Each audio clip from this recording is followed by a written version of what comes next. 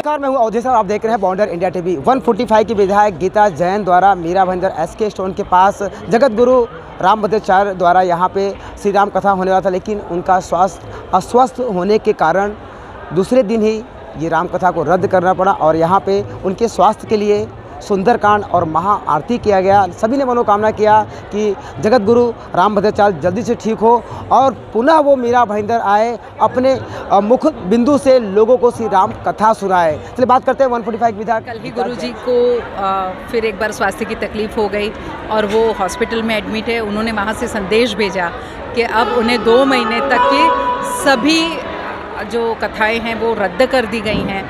तो वो संदेश आने के बाद, क्योंकि तब तक हमें आशा थी कि उत्तराधिकारी आके 2 दिन की कथा करेंगे और उसके बाद गुरुजी आएंगे, वैसा उन्होंने मैसेज दिया था। लेकिन जब डॉक्टर ने उन्हें मना किया और उनका स्वास्थ्य ज़्यादा बिगड़ा, तब हमने ये तय किया कि जब वो आ नहीं सकते तो इसे समापन कर लेना चाहिए।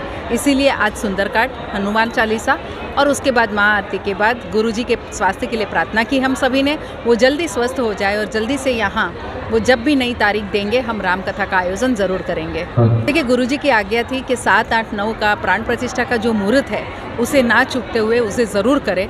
तो मैं ये तीनों कार्यक्रम कर रही हूँ और भंडारा उसके बाद 9 तारीख को या 10 को आपको सूचित किया जाएगा।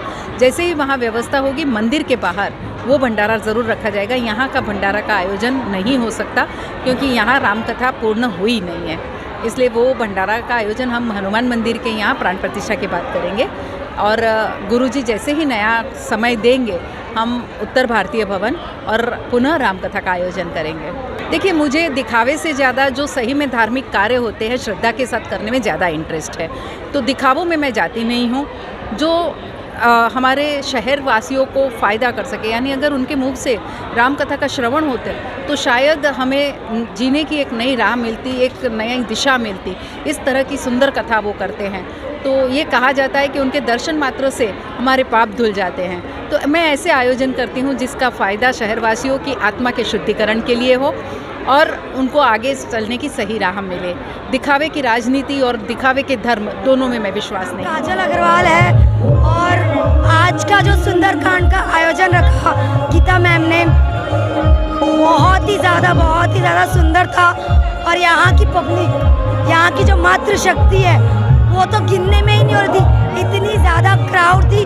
अभी भी आप देख सकते हो कलश यात्रा जो हमारी संभव रही है, बहुत ही आनंद आया। और हम कामना करते हैं गुरुजी जल्दी ठीक हो और वो हमारे बीच। रामभद्राचार्य की जो कथा यहाँ होने वाली थी, उनके अस्वस्थ होने के कारण इस कथा को हमें दूसरे दिन ही विराम देना पड़ा। इसके लिए हमने सुंदरकांड का संगीतमय सुंदरकांड और महाआरती उनके स्वास्थ्य के प्रति ध्यान में रखते हुए सभी मीरा भाईंदर की धर्मप्रेमी जनता ने उनके स्वास्थ्य को लेकर इस महाआरती में और ये सुंदरकांड के भव्य आयोजन में भाग लिया। और मैं उन सभी धर्म के, सनातन धर्म के जितने भी महिलाएं यहाँ और पुरुष यहाँ थे, उन सभी को धन्यवाद देना चाहता हूँ कि आप लोगों के असीम सहयोग से मीरा भाईंदर की नारी सशक्तिकरण की जो टीम है, उस टीम की वजह से ये कितने वॉलंटियर, महिलाएं वॉलंटियर हैं, इतनी पब्लिक जो आई है, भव्य कलश यात्रा हुआ है। लेकिन गुरुजी के अस्वस्थ होने के कारण से हमें इसके स्थगित करना पड़ा। लेकिन भविष्य में हम फिर ऐसी ही इससे भी भव्य कलश यात्रा और मीरा भाईंदर की धर्मनगरी में इस राम कथा का आयोजन करेंगे पूरे दल बल के साथ में। और असीम ऐसी संभावनाएं मीरा भाईंदर के पब्लिक के अंदर हैं। कहा जाता है कि बिनु सत्संग विवेक न होई, तो सत्संग के बिना ही विवेक जागृत नहीं होता है। और हम सब सत्संगी हैं और हमारा विवेक भी भगवान की दया से अगर जागृत होता है तो हम मीरा भाईंदर के अंदर ऐसे प्रोग्राम आयोजित करते रहते हैं।